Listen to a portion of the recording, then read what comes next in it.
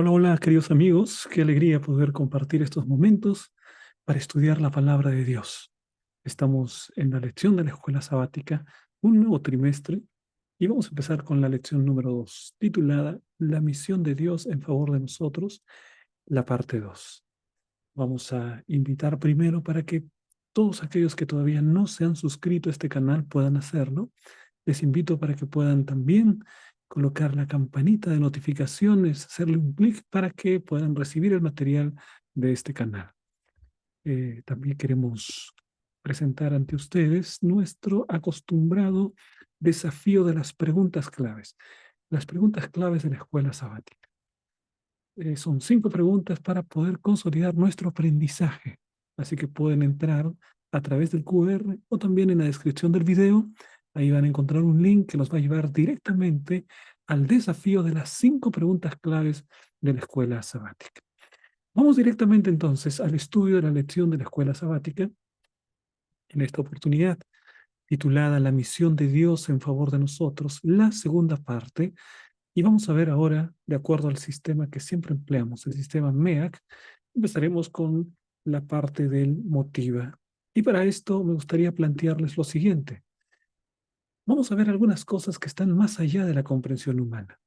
El ser humano cree que con su razón puede alcanzar el conocimiento de todas las cosas. A veces hay una soberbia dentro del ser humano para poder pensar que puede entender plenamente todas las cosas. Y sin embargo, hay una cantidad de cosas que todavía están más allá de la comprensión humana. Y algunas de ellas quizá nunca tendremos una respuesta o solamente en la eternidad cuando podamos preguntársela directamente a nuestro Señor Jesucristo. Veamos entonces algunas cosas que consideramos que están más allá de la comprensión humana. Punto número 1. El origen del universo está más allá de la comprensión humana.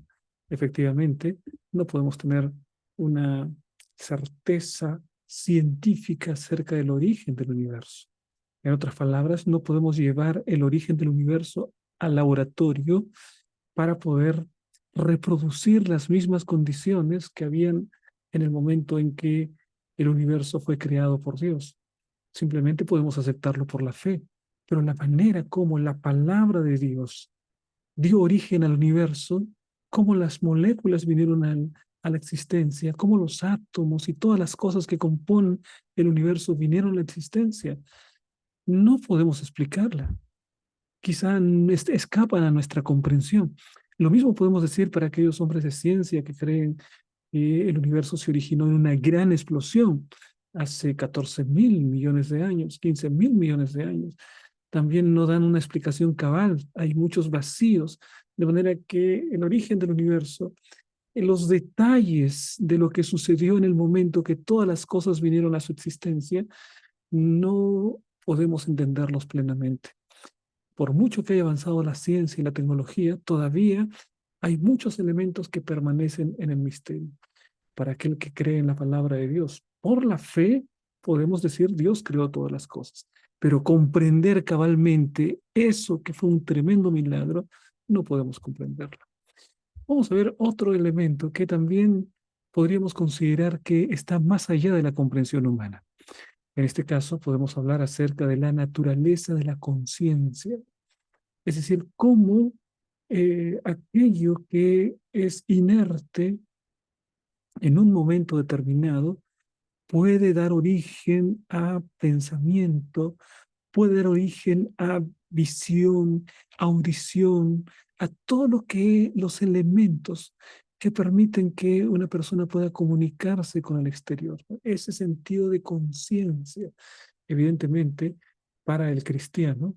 Nosotros vamos a la palabra de Dios y vemos que el Señor formó un muñeco de barro y sopló en ese muñeco, ¿no? Ahora, esa naturaleza de la conciencia no la podemos entender plenamente todavía.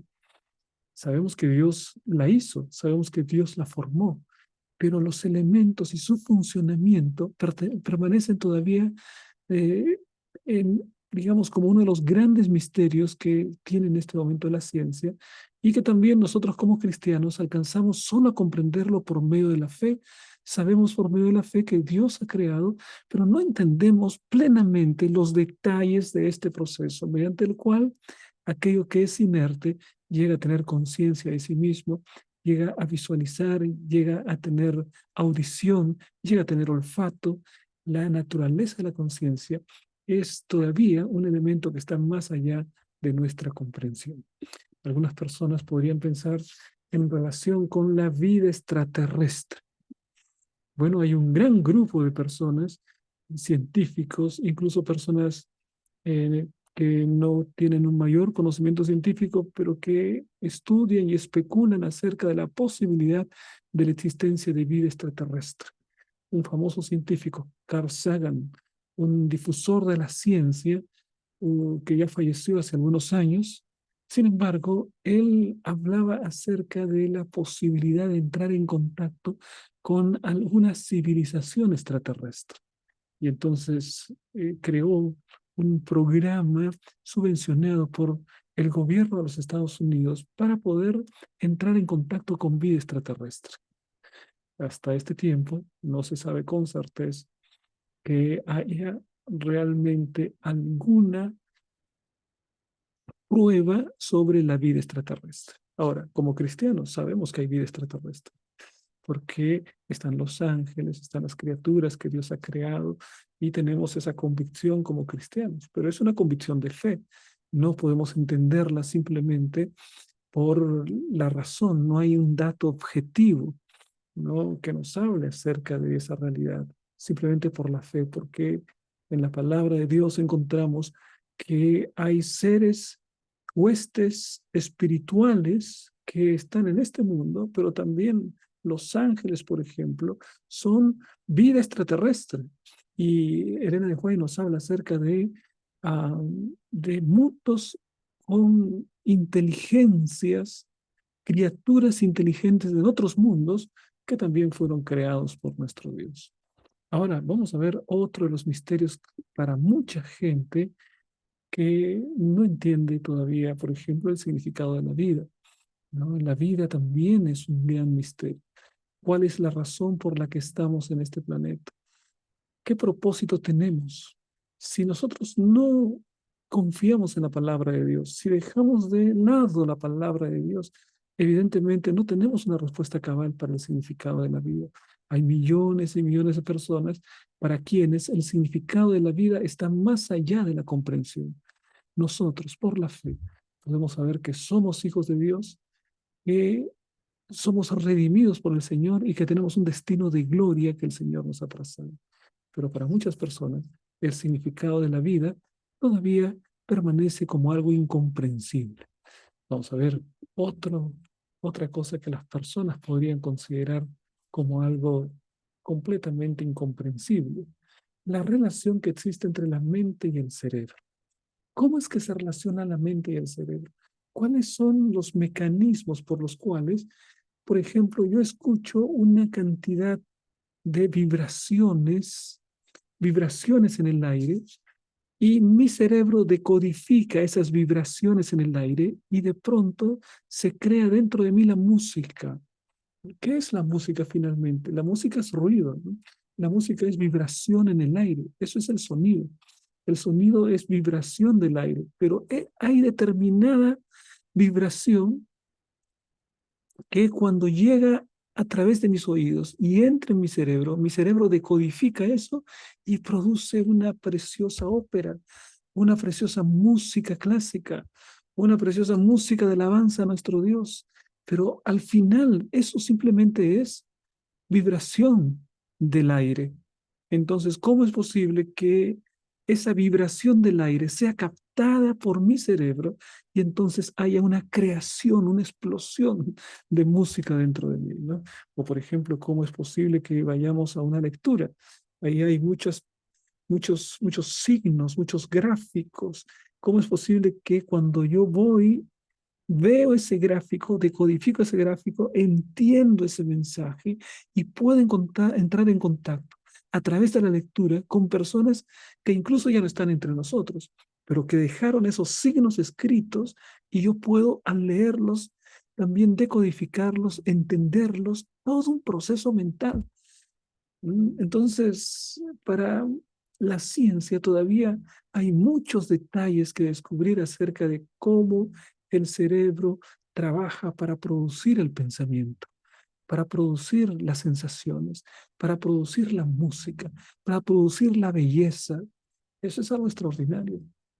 Para nosotros los creyentes es una razón, es un motivo para poder confiar en que Dios es el creador de todas las cosas, que las cosas no fueron por casualidad, que hay una mente inteligente que ha diseñado al ser humano. Pero eso para la mayor cantidad de personas que no creen en Dios permanece todavía como algo incomprensible. Por otro lado, también, los científicos, algunos de ellos, hablan acerca de la existencia de otras dimensiones. ¿Cómo es esto, pastor? Bueno, nosotros vivimos en un mundo en el que hay tres dimensiones: el alto, el ancho y el grosor, ¿no? El largo, alto, ancho y largo. Vivimos en un mundo de tres dimensiones. Ese es nuestro mundo. Pero algunos científicos tienen la idea de que hay una cuarta dimensión y hay una quinta dimensión. Y algunos hablan de sexta, séptima dimensión, ¿no?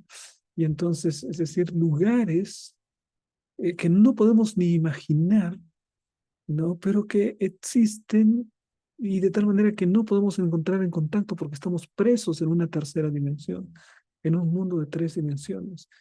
Pero la existencia de otras dimensiones, esa probabilidad que de acuerdo a ciertas teorías científicas puede ser una realidad, permanece como algo todavía incomprensible para el ser humano.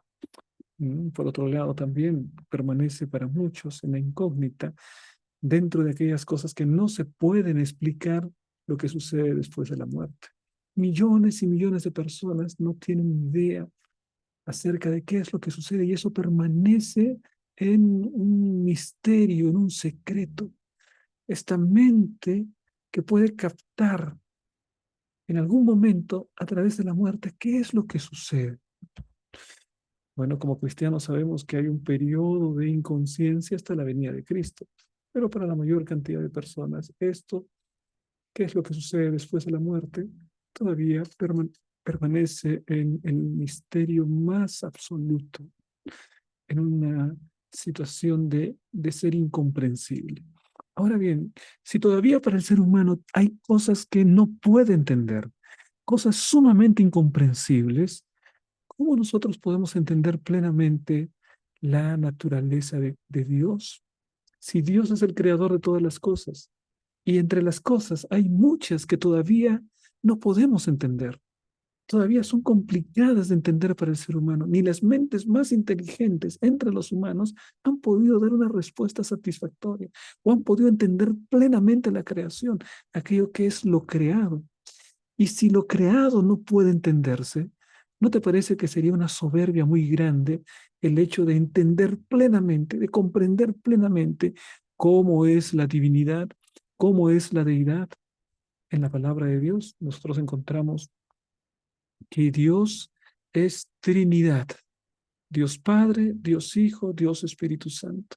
Ahora, por favor, no me pidas tratar de explicar cómo es que funciona, cómo es la naturaleza, la esencia divina. Si la creación no puede ser entendida plenamente, todavía peor el hecho de poder entender la naturaleza de Dios. Simplemente podemos confiar en el testimonio de la palabra de Dios. Y la Biblia, vamos a leer algunos versículos en los que la Biblia nos habla acerca de esta realidad, de la Trinidad. Por ejemplo, en el momento del bautismo. Ahí encontramos el Padre, el Hijo y el Espíritu Santo. Mateo 3, 16 y 17. Y Jesús, después que fue bautizado, subió luego del agua, y he aquí los cielos le fueron abiertos, y vio al Espíritu de Dios que descendía como paloma, y venía sobre él. Y hubo una voz de los cielos que decía: Este es mi Hijo amado, en quien tengo complacencia. Precioso relato. Pero aquí vemos cómo la Trinidad, un Dios con tres personas, actúan de modo concertado, de modo unido en el momento del bautismo de Jesús. Jesús siendo bautizado, el Espíritu de Dios descendiendo como paloma y Dios el Padre desde el cielo diciendo: este es mi Hijo amado en quien tengo complacencia. Ahí tenemos a la Trinidad. La Biblia nos habla acerca de la Trinidad.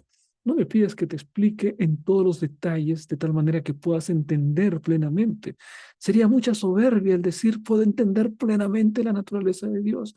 Si no podemos entender lo creado, ¿cómo podremos entender plenamente al Creador?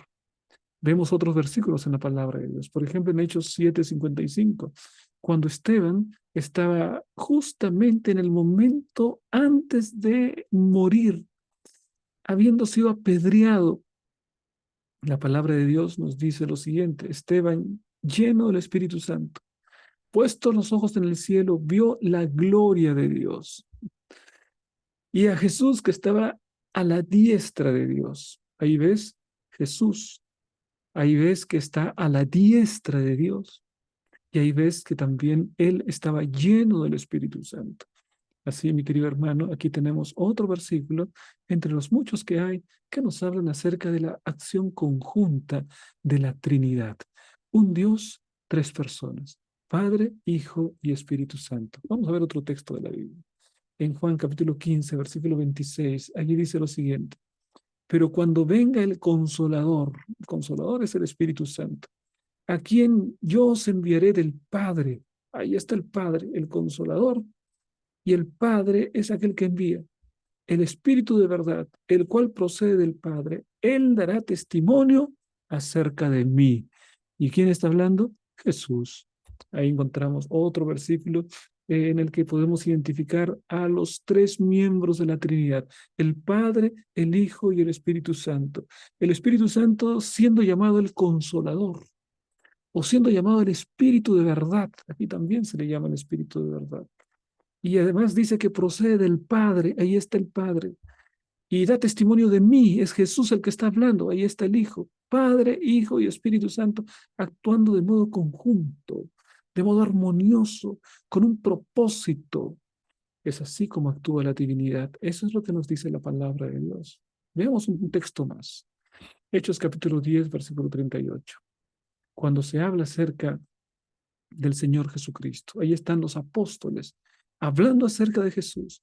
Y en la predicación dice lo siguiente: cómo Dios ungió con el Espíritu Santo y con poder a Jesús de Nazaret. Puedes observar que ahí hay una referencia al Padre. Este es el bautismo, ¿no? Aquí el discípulo está hablando acerca del bautismo y dice: Dios, el Padre, ungió con el Espíritu Santo, y está la persona maravillosa del Espíritu Santo, y con poder a Jesús de Nazaret. Y ahí está otra vez la Trinidad: Padre, Hijo y Espíritu Santo.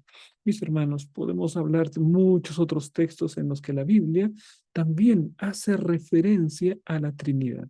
Una vez más, por favor, no me digas: pastor, explícame, ¿cómo es esto? Tres personas, un solo Dios. Esto es ilógico, esto es absurdo. No podría decir que es absurdo, mi hermano.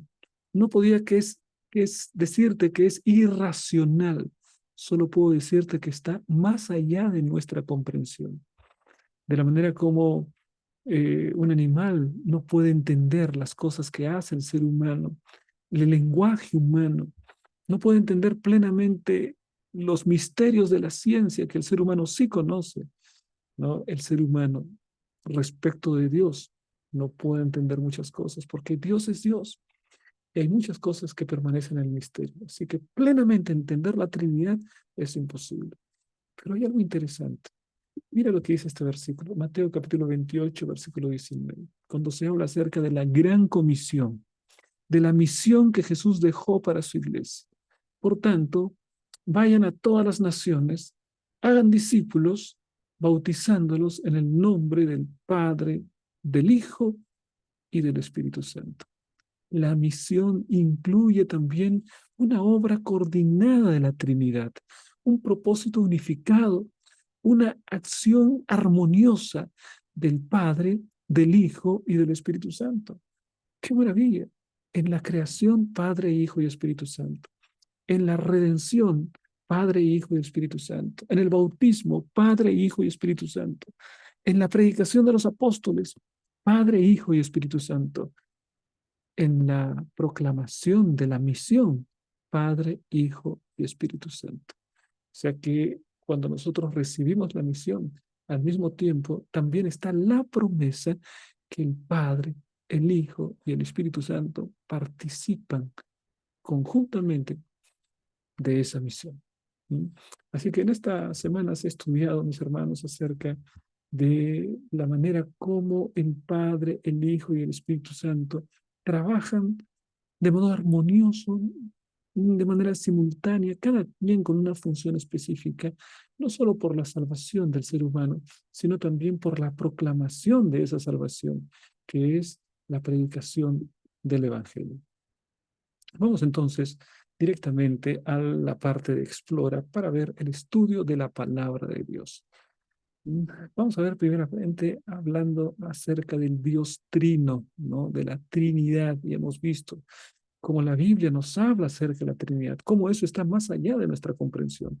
Es es una verdad que necesitamos aceptar por fe. Ahora bien, en Juan 14:6, ahí el Señor Jesús dice, yo soy el camino y la verdad y la vida. Nadie viene al Padre sino por mí. Queremos llegar al Padre, el Señor Jesús dice, nadie viene al Padre sino por mí. Es a través de Jesús que eh, se ha derribado la muralla que nos separaba de Dios. Es a través de Jesús que se ha establecido un puente en aquel abismo que nos separaba de Dios. Jesús es el puente. Jesús es el que derriba la muralla a través de su obra en la cruz del Calvario. Entonces hay una centralidad de la misión de Cristo. Cuando Jesús viene a esta tierra, Él es el protagonista central. Él refleja al Padre. Él revela al Padre. Miren ustedes en Juan capítulo 4, versículo 34. Jesús le dijo, mi comida es que haga la voluntad del que me envió y que acabe su obra. Otra vez esa relación del Padre y del Hijo. El Hijo está en la tierra, pero es el Padre el que lo ha enviado. Y el Hijo no desobedece la voluntad del Padre, actúan en conjunto. El plan de salvación es una acción concertada del Padre, del Hijo y del Espíritu Santo. Juan 5:30. No puedo yo hacer nada por mí mismo. Según oigo, así juzgo, y mi juicio es justo, porque no busco mi voluntad, sino la voluntad del que me envió, la del Padre. Miren, la manera como Cristo se sujeta a su Padre mientras está en esta tierra y a lo largo de la historia siempre han actuado de modo conjunto, pero en la tierra, Él siendo Dios, se sujetaba plenamente a su Padre, cada mañana se colocaba en la presencia del Padre y por eso era victorioso. Y cuánto más nosotros necesitamos del Padre. Cuánto más nosotros, tú y yo, querido hermano, cuánto más necesitas estar en la presencia de Dios. Si Jesús, siendo Dios, Él se colocaba en la presencia de su Padre y Él decía, yo hago la voluntad de mi Padre. Yo no hago mi propia voluntad. Y cuántas veces la soberbia humana nos lleva a decir, yo quiero hacer aquello que me da la gana. Yo quiero hacer mi voluntad. Aquí se hace lo que yo digo. No es así con Jesucristo. Jesucristo decía, aquí se hace lo que el Padre dice. Él hacía la voluntad del Padre. Juan capítulo 1, versículo 3. Todas las cosas por Él, por Jesús, fueron hechas. Y sin Él nada de lo que ha sido hecho fue hecho. Entonces, esta primera parte nos habla acerca de la acción concertada de la Trinidad, del Dios Trino, en el cual cada quien tiene un papel relevante. Jesús como Salvador, el Padre como aquel que envía al Señor Jesucristo y el Espíritu Santo como aquel que se constituye en representante de Cristo después que ascendió a los cielos. El Espíritu Santo es el representante hoy de nuestro Señor Jesucristo. Por eso el Señor dice, os conviene que yo me vaya, porque yo me voy y el Espíritu viene. Jesucristo, porque Él mismo asume la naturaleza divina, estando aquí con sus discípulos, no estaba con ellos continuamente al mismo tiempo, no. Pero el Espíritu sí, porque el Espíritu es Dios. Entonces, por eso dice Jesús, me conviene que yo me vaya, porque viene el Espíritu y el Espíritu nos va a acompañar siempre. Qué cosa extraordinaria, mis hermanos, cosa maravillosa. El Hijo creó el mundo y cuando se cumplió el tiempo, Dios demostró su amor al enviar al Hijo aquí. El Hijo vino, murió en la cruz y venció la muerte. Luego enviado por el Padre, vino el Espíritu, quien convence al mundo. Y hoy continúa la misión del Padre y del Hijo al dar poder y enviar al pueblo de Dios a la misión. Entonces está el Padre, el Hijo y el Espíritu Santo, actuando de modo concertado, de modo unido. Asimismo también, mis hermanos, la iglesia debe trabajar de esa manera. Debemos trabajar en una acción concertada, cada quien en el lugar donde Dios lo ha colocado, cada quien con la responsabilidad que ha recibido de Dios, cada quien usando los talentos que le son propios, porque el Señor se los ha entregado. Úsalos para la predicación del Evangelio. Así como la Trinidad actúa de modo concertado y unido, la iglesia debe actuar también de esa manera, siguiendo el ejemplo del Dios Trino. Ahora vamos a ver el versículo de la misión. Quizá podemos encontrar en la Biblia muchos versículos de la misión. Algunos hablan de 11 versículos de la misión. Uno de ellos es el que encontramos en Mateo, pero hay varios otros que nos hablan acerca de predicar el Evangelio, ¿no? Vamos a ver algunos. Por ejemplo, cuando vamos analizando Mateo 28, 18, encontramos allí cómo Jesús introduce el tema de la gran comisión. ¿Mm? A sus discípulos les dice, toda potestad me es dada en el cielo y en la tierra. ¿Qué significa potestad? Significa todo poder, significa toda autoridad. Jesús les está diciendo a sus discípulos, ahora tengo todo el poder, toda la autoridad. Ahora Satanás ha sido completamente derrotado. Ahora he vencido el pecado y entonces ahora sí hay la autoridad suficiente para ir al mundo y decirle que hay salvación, porque ya todo se ha logrado, ya la deuda se ha cancelado. Entonces ahora toca que el mundo conozca esta buena noticia, toca que las personas sepan que hay salvación. Entonces toda potestad, toda autoridad me es dada en el cielo y en la tierra. Jesús está diciendo que se ha alcanzado ya el propósito del plan de la salvación, pero que hay que darlo a conocer. Ahora bien, viene el versículo 19. Miren ustedes en el versículo 19, 19 y 20, Mateo 28, 19 y 20. Por tanto, id y haced discípulos, bautizándolos en el nombre del Padre y del Hijo y del Espíritu Santo, enseñándoles que guarden todas las cosas que os he mandado. Hasta ahí vamos a ver. Aquí encontramos, mis hermanos, palabras claves que nos hablan acerca de la gran comisión, es decir, lo que el cristiano tiene que hacer, el enfoque que le debe dar a todo su esfuerzo, a su vida cristiana, la misión. La vida cristiana gira en torno al Señor Jesucristo y el Señor Jesucristo me señala una misión. Entonces yo tengo que seguir la misión que el Señor me ha dejado. Aquí hay varios verbos principales en la Gran Comisión. Está el verbo ir, está el verbo hacer discípulos en el original, es matetausen, ¿no? Y es una palabra griega, pero en el español hay dos palabras, hacer discípulos. Luego viene la palabra bautizar y luego viene la palabra enseñar. Esos son los verbos claves aquí. Ahora miren, hay una cosa interesante. Hay un verbo que está en imperativo y hay tres verbos que deberían estar, los tres, en gerundio. Bueno, ¿qué es gerundio? Es una conjugación gerundio que me revela algo que se hace empezando en el pasado y que en el tiempo presente se continúa haciendo, ¿no? El gerundio es aquello que termina, un verbo que termina en endo, es por lo general un gerundio. Por ejemplo, cuando digo estoy hablando significa que empecé a hablar en el pasado y que ahora continúo haciéndolo. Entonces, hablando, estoy comprando, estoy diciendo que estoy comprando ahora sí, pero esta acción de comprar empezó en el pasado y entonces continúo haciéndolo todavía. Estoy grabando en este momento este video, ¿no? Porque empecé hace un momento y continúo haciéndolo. Muy bien, en estos tres versículos están, los tres verbos que voy a mencionarte están en gerundio. It, está en gerundio, o sea, debiese ser yendo. La mejor traducción es yendo, bautizándolos, ahí está en gerundio, ¿no? Enseñándoles, está en gerundio también, es decir, una acción que empezó en el pasado y que debe continuar progresivamente. Pero el único verbo que está en modo imperativo es hacer discípulos.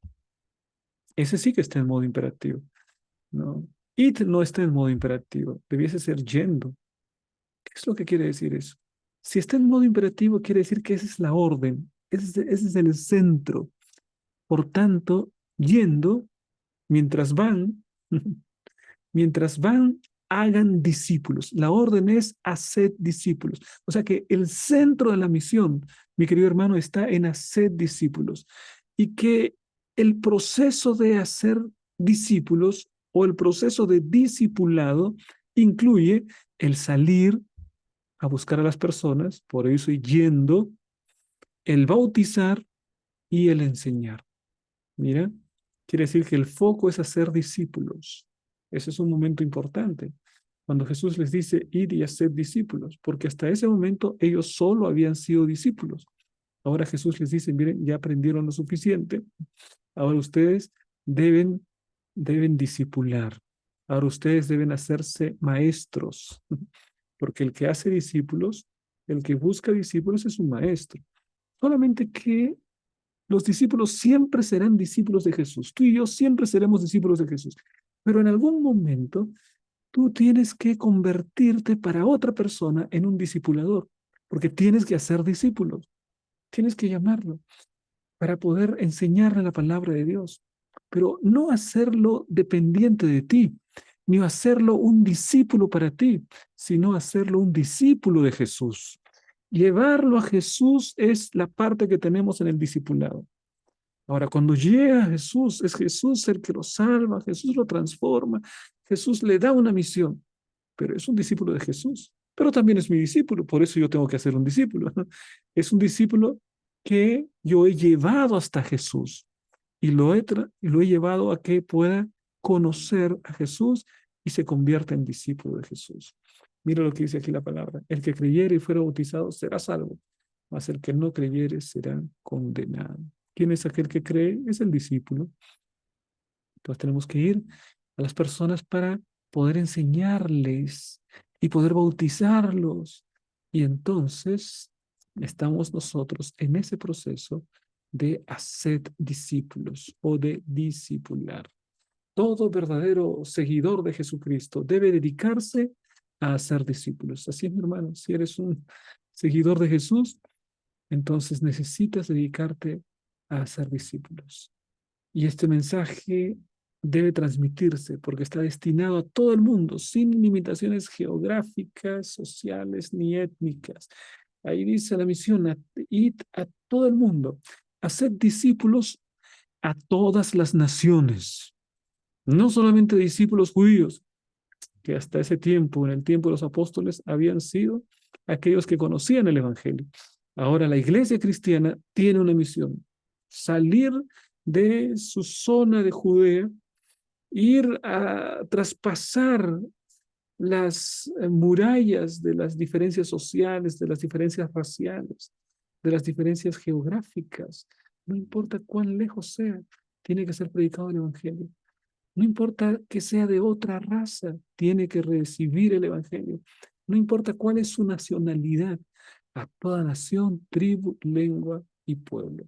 Y allí vamos a ir al mensaje que tenemos en Apocalipsis capítulo 14, versículo 6. Mensaje del primer ángel. Leemos el versículo 6.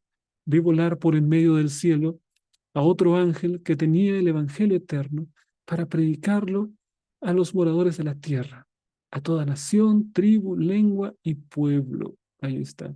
Ahí se habla acerca del Evangelio eterno. ¿Por qué la palabra de Dios dice Evangelio eterno? Es decir, mis hermanos, que este Evangelio, que esta buena noticia, porque eso es el Evangelio es una buena noticia. Esta buena noticia es eterna. Quiere decir que es eterna por la procedencia, porque viene del corazón del Dios eterno. Y además es eterno porque es el mismo Evangelio que fue entregado a Adán. Es el mismo evangelio en el que creyeron Abraham, Isaac, Jacob, los grandes hombres de la Biblia. Es el mismo evangelio que creyeron y predicaron los apóstoles. Es el mismo evangelio que enseñó el Señor Jesucristo. Es eterno. El apóstol Pablo por eso dice que no debemos estar atentos, a los Gálatas le dice, ¿no?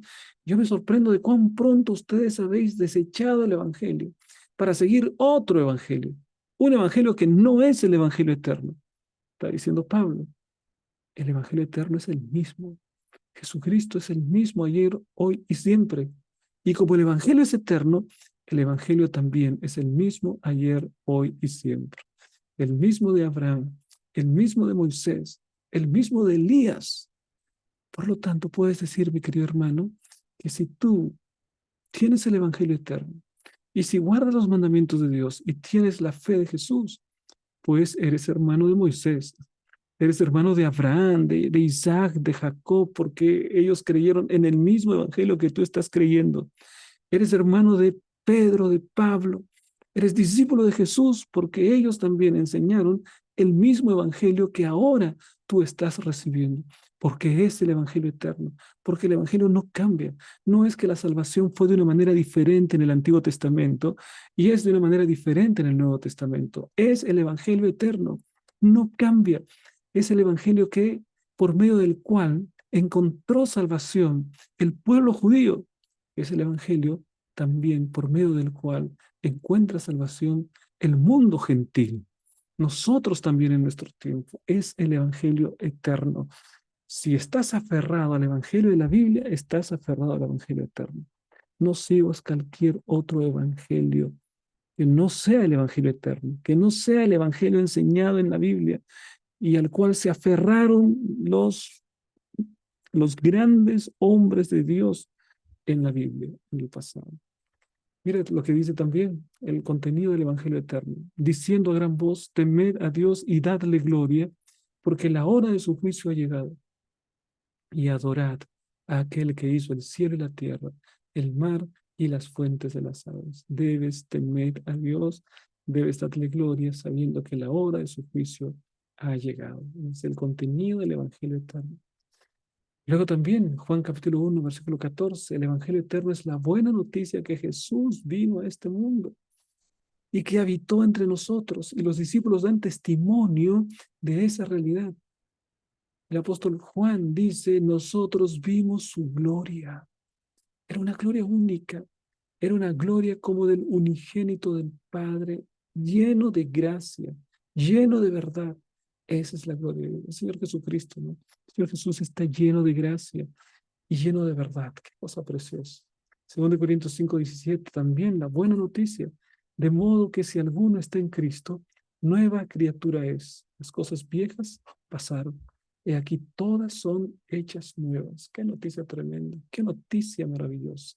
Esa es la noticia del Evangelio eterno. No creas en cualquier otro Evangelio. No, no confíes en un Evangelio que sea el que no está en la Biblia.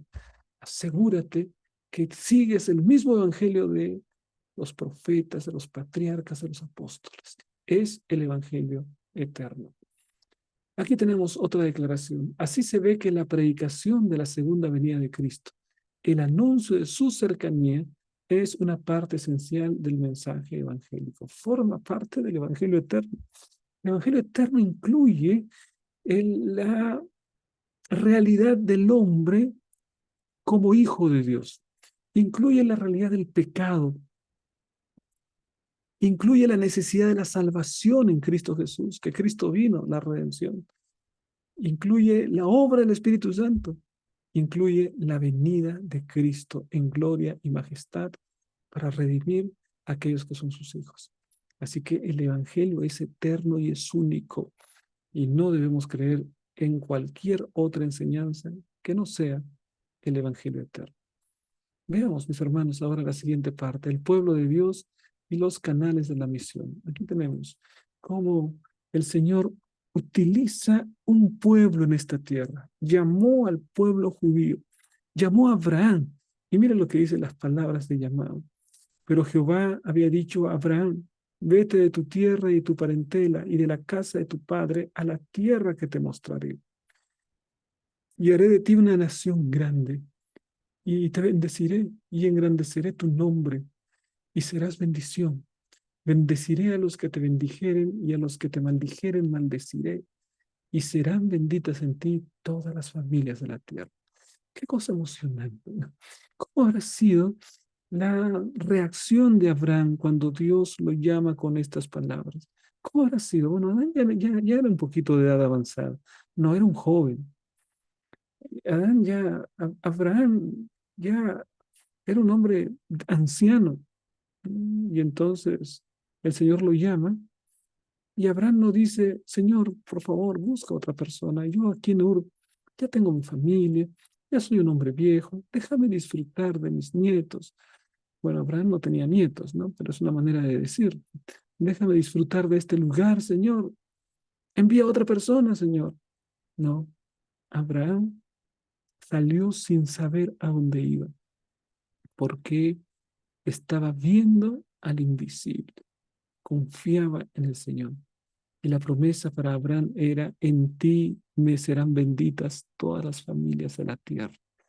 Y esa promesa maravillosa se cumplió en Jesucristo, porque Jesucristo es la bendición más grande que ha recibido la humanidad. Y Jesucristo viene del linaje de Abraham. Por eso que ahí se cumple la promesa.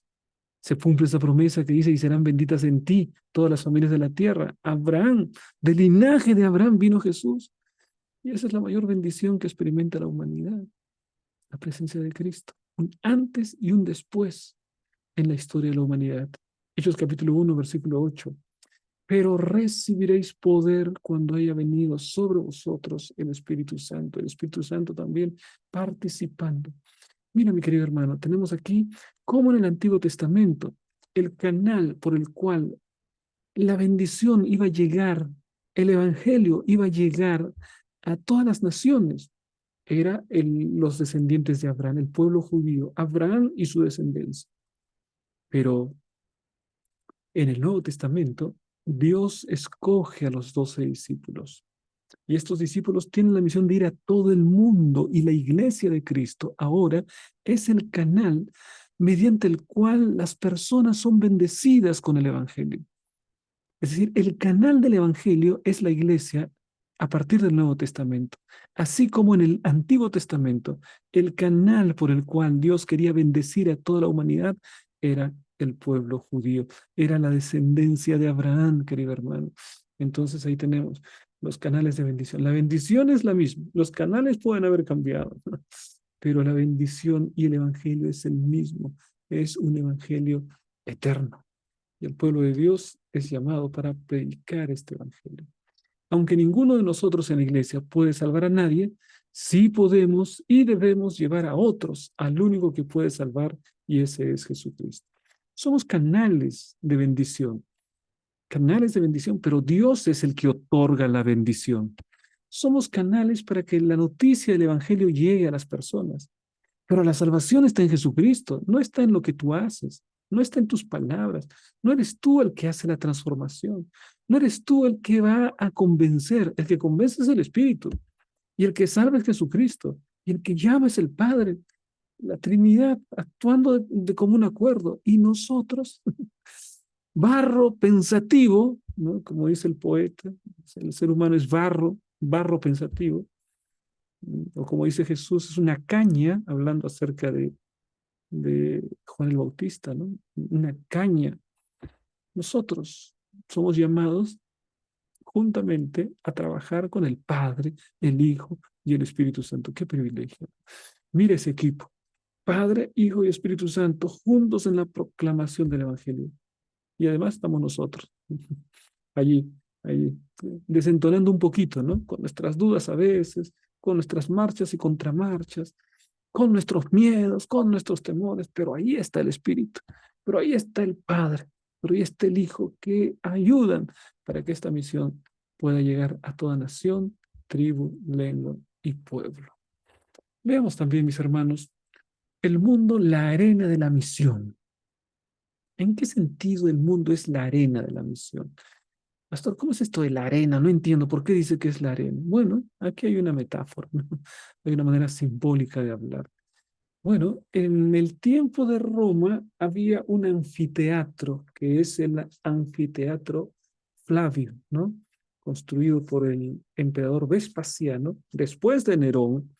Por favor, no pienses que Nerón, en el tiempo de Nerón existía el circo romano, ¿no? A pesar de muchos, de muchos que creen que Nerón estaba en el circo romano. No, el circo romano, el Coliseo romano, tal como se lo conoce ahora, fue después de Nerón, en el emperador Vespasiano, ¿no? Que habrá sido pues unos 5 años después de Nerón. Hubo un, un problema allí, ¿no? Eh, en el que Vespasiano termina siendo el rey y Vespasiano es aquel que a través de su hijo conquista a Jerusalén y se traen el tremendo tesoro de Jerusalén y con ese botín edifican el Coliseo romano. Muy bien. En el centro estaba la arena. Entonces, cuando la lección dice el mundo, la arena de la misión, lo que está diciendo, lo que estaba en el centro era la arena, era el escenario, ¿no? Pero lo que está diciendo es el mundo es el escenario de la misión. ¿Sí? El mundo es la plataforma de la misión. ¿Sí? Eso es la arena de la misión. Entonces, vamos a ver, ¿qué es lo que nos dice la palabra de Dios? Aquí en Apocalipsis capítulo 7, versículo 9. Dice, he aquí había una gran multitud, la cual nadie podía contar, de todas las naciones, tribus, pueblos y lenguas que estaban delante del trono. Allí en Apocalipsis 14 me dice que la predicación es a toda nación, tribu, lengua y pueblo. Y aquí en Apocalipsis 7, cuando esa visión de los redimidos, allí se dice que hay una gran multitud que pertenece a todas las naciones, tribus, lenguas y pueblos. La predicación es a toda nación, tribu, lengua y pueblo. Y los redimidos pertenecen a toda nación, tribu, lengua y pueblo. Y esto no es casualidad, porque es la iglesia la enviada a toda nación, tribu, lengua y pueblo. Y por eso es que hay redimidos de toda nación, tribu, lengua y pueblo, incluyéndonos a nosotros. Por eso que habrá peruanos en el cielo, amén. ¿No? Habrá mexicanos en el cielo, habrá bolivianos en el cielo, brasileños en el cielo, chilenos, argentinos, europeos, africanos, australianos, de toda nación, de todo pueblo, toda lengua. En el Perú existe cantidad de lenguas. De toda lengua habrán redimidos. Es escenario maravilloso, porque entonces el mundo entero es el escenario de la misión. Nosotros vamos y en todo lugar del mundo necesitamos traer a las personas hacia Cristo, mostrarles la salvación en Cristo Jesús. Ahora, ¿qué más dice? Versículo 10. Y clamaban a gran voz diciendo, la salvación pertenece a nuestro Dios que está sentado en el trono y al Cordero. Este grupo de redimidos de todas las naciones no dicen, por mis méritos yo soy salvo. Yo metí los goles de la salvación. Yo fui el protagonista. Yo fui el mejor jugador. No, no dicen, la salvación es obra mía. No, no dice, ninguno puede decir eso. Dice, la salvación pertenece a nuestro Dios. Él es el autor. Él lo hizo todo. Él me vio destruido, muerto en mis delitos y pecados. Él me vio allí, pero envió a Jesucristo. Y Jesucristo me rescató. Y si estoy aquí en el cielo es gracias a Dios. Por eso dice, la salvación pertenece a nuestro Dios. ¿Y quién es ese Dios? El que está sentado en el trono. Y la salvación pertenece al Cordero. Tremendo, mis hermanos, ¿no? Aquí podemos ver la presencia del Padre y del Hijo juntos trabajando por el cumplimiento de la misión del rescate para que haya muchas personas redimidas en la patria celestial. Hechos 1:8. Ya lo hemos leído, pero ahora vamos a enfatizar otra parte. Aquí se habla acerca de la misión y el escenario es el mundo, ¿no? Nuestra casa es el mundo, decía Elena de Juárez. Es decir, no solamente debemos situarnos en un lugar, nuestra casa es el mundo. Me seréis testigos en Jerusalén, en toda Judea, en Samaria y hasta lo último de la tierra. Ahí yo veo una visión progresiva. Tenemos que empezar en Jerusalén. Jerusalén es aquello que está más cerca de nosotros. Tus familiares, las personas que viven contigo. Si no conocen a Jesús, empieza dando testimonio allí. Si no tienes familia cristiana, familia adventista, empieza dando tu testimonio allí. Primero con una vida transformada, tratando con amor, con palabras de amor, con palabras de cortesía, siendo una luz ahí en el lugar donde te encuentras. Me seréis testigos en Jerusalén. Jerusalén era donde vivían los apóstoles. Allí me dicen, sí. Pero no solamente debe ser Jerusalén, no te quedes en Jerusalén, sino que tienes que avanzar hasta Judea. Judea era la provincia. Jerusalén era como el distrito, ¿no? Y Judea era como la provincia. Entonces le dice, me seréis testigos en Jerusalén, luego amplías un poco más tu vecindario, la universidad, la escuela, amplía un poco más. Esa es tu Judea. Tu Judea son las personas que están un poco más lejos de nosotros. Quizá las conocemos de vista y no hemos intencionalmente entrado en contacto con ellas para compartirle el Evangelio. Bueno, esas personas son nuestros más cercanos a los que podemos también predicar. A Samaria. Samaria ya para los judíos era tierra extraña. Ya los judíos tenían mucha reticencia para ir por Samaria. Los samaritanos y los judíos no se podían ver. Es decir, el Evangelio tiene que ser predicado también para aquellos que no quieren saber nada de nosotros, para aquellos que nos miran con desprecio o nos miran con indiferencia o nos miran discriminándonos por alguna razón, nos miran mal. Bueno, el Evangelio también tiene que llegar a ellos. Aquellos que tienen costumbres diferentes a las nuestras, también para ellos es el Evangelio. El grupo LGBT, por ejemplo, para ellos es el Evangelio. Tenemos que predicarles a ellos. Las personas que se encuentran más allá de nuestro entorno y que a veces son hostiles al cristianismo, son hostiles al evangelio. Los grandes ateos de este mundo, para ellos también es el evangelio. Los grandes incrédulos de este mundo, es para ellos también el evangelio. Nadie escapa, para ellos tiene que ser. Eso es Samaria. Y después dice hasta lo último de la tierra. Tenemos que llegar hasta donde podamos por la gracia de Dios. Y si cada uno hace su parte, entonces finalmente el Evangelio será predicado en todo el mundo. El testimonio que debemos dar. Aquí tenemos el desafío de la semana, mis hermanos. Desafío de esta semana. Ora todos los días de esta semana por la comunidad donde vives. Dios te ha colocado allí por alguna razón. Así que ora por tu comunidad, tu vecindario, ¿no? Tus vecinos. Puede ser que estés viviendo en un edificio y no los conoces, porque en un edificio no terminan no conociendo a nadie, ¿no? En el ascensor nomás, y así, a veces ni el ascensor nos hablamos con los vecinos, ¿no? Bueno, ora por ellos, ora, y dile, Señor, dame una oportunidad, abre la oportunidad para compartir el Evangelio a esta persona. El desafío avanzado. Investiga la demografía de tu zona, es decir, qué tipo de gente vive a tu alrededor, su trasfondo étnico y religioso, si ancianos, jóvenes, pobres, ricos, idiomas que se hablan. Pide a Dios que te muestre cómo puede ser un canal de su amor para ellos. ¿Mm? Vamos a ser proactivos, ¿no? Vamos a tener un propósito de salir de nuestra zona de comodidad, ¿no? Para alcanzar a las personas que no conocen a Jesús. Entonces ahí está ese segundo desafío. Vamos a tenerlo en cuenta para esta semana. Vamos ahora a la aplica, mis hermanos. ¿Qué esperanza suprema podemos ofrecer a cualquiera, en cualquier parte, que no se centre en la gran esperanza que tenemos gracias al Evangelio, la buena nueva de lo que Jesús ha hecho por nosotros en la cruz? ¿Cuál es la esperanza que podemos dar mayor a la esperanza que tenemos en la venida de Cristo? Si cuando Cristo viene, se va a solucionar la muerte. Si cuando Cristo viene, se va a solucionar la enfermedad, el llanto, el clamor, las guerras, las peleas, el conflicto entre seres humanos. Ahora mismo sabemos lo triste que está esa zona, ¿no es verdad? Allí en la zona de Israel, entre los palestinos, entre los israelíes. Está triste el ser humano levantándose uno contra otro, la guerra, tratando de levantar otra vez su fea cabeza, ¿no?